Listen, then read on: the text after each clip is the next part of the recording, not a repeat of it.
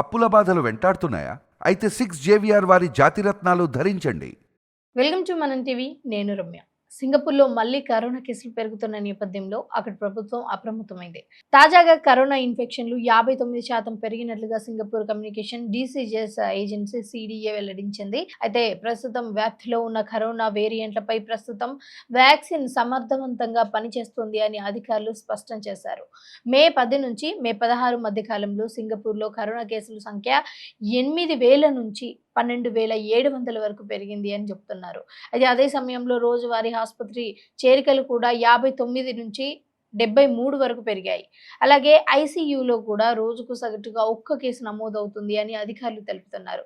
ప్రస్తుతం ఆసుపత్రులలో పరిస్థితి నియంత్రణలోనే ఉంది అని, పెరుగుతున్న కేసులను ఎదుర్కొనే సామర్థ్యం ప్రభుత్వ ఆసుపత్రులకు ఉంది అని CDA పేర్కొంది. ప్రజలలో కరోనా నిరోధక శక్తి క్రమంగా తగ్గిపోవడం కూడా కేసులు పెరగడానికి ఒక కారణము అయి ఉండొచ్చు అని కూడా తెలుపుతున్నారు.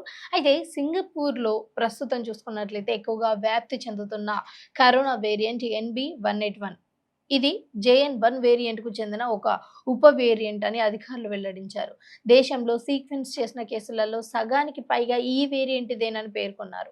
అయితే భయపడాల్సిన అవసరం లేదని, ప్రస్తుతం అందుబాటులో ఉన్న కరోనా వ్యాక్సిన్లకు ఈ వేరియంట్ నుంచి రక్షణ ఇవ్వడంతో ఇక ప్రభావవంతంగానే ఉన్నాయి అని CDA స్పష్టం చేసింది. ఇక ఇదే తరహా పరిస్థితి గత ఏడాది మే నెలలో కూడా కనిపించింది అని అధికారులు గుర్తు చేశారు. ఇక అప్పట్లో ఏప్రిల్ 27 నుంచి మే 3 మధ్య కరోనా కేసులు దాదాపు ఒక 11,100 నుంచి 14,200 వరకు పెరిగాయి. ఇక ఆసుపత్రి చేరికలు కూడా 30% కూడా పెరిగినట్లుగా, అయితే ఐసీయూ కేసులు మాత్రం తగ్గట్లేదు అన్నట్లుగా చెప్తున్నారు. ప్రస్తుతం వ్యాప్తిలో ఉన్న వేరియంట్లు గత వేరియంట్ల కంటే కూడా ఎక్కువగా కూడా ప్రమాదకరమైనవి కావు అని చెప్తున్నారు. అయితే ఎక్కువ తీవ్రత కలిగించవు అని అధికారులు స్పష్టమైతే చాలా క్లియర్‌గా చేశారు. అయినప్పటికీ కూడా ప్రజలు జాగ్రత్తలు పాటించాల్సిన అవసరం అయితే చాలా ఉంది. అలాగే డోసులు కూడా తీసుకోవాలి అన్నట్లుగా సూచిస్తున్నారు. ఒకప్పటితో పోలిస్తే అసలు కరోనా ఎంత ప్రపంచాన్ని అతలాకుతలం చేసింది అన్నది అందరికీ తెలుసు. సో, దాంట్లో భాగంగానే అసలు కరోనా వస్తే ఏంటి? ఏం చేయాలి? అలాగే ఒకప్పుడు పాటించిన జాగ్రత్తలు, సూత్రాలు ఇవన్నీ కూడా ఇప్పుడే, అంటే కరోనా ఇంకా వ్యాప్తి చెందకముందే ఇప్పటి నుంచే పాటించడం స్టార్ట్ చేస్తే దాన్ని ఎంతో కొంత మనం నివారించిన వాళ్ళం అవుతాము.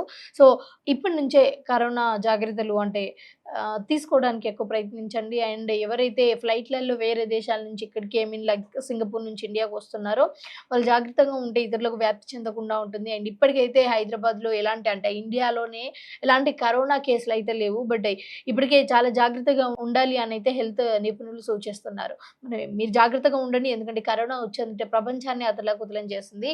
ఇది ఒకప్పటితో పోలిస్తే మనలో ఉన్న ఇమ్యూనిటీ పవర్ కూడా ఎంతో తగ్గిపోయింది. కాబట్టి ఇక నుంచైనా జాగ్రత్తగా చాలా జాగ్రత్తలు తీసుకోవాలి అని కోరుకుంటున్నాను.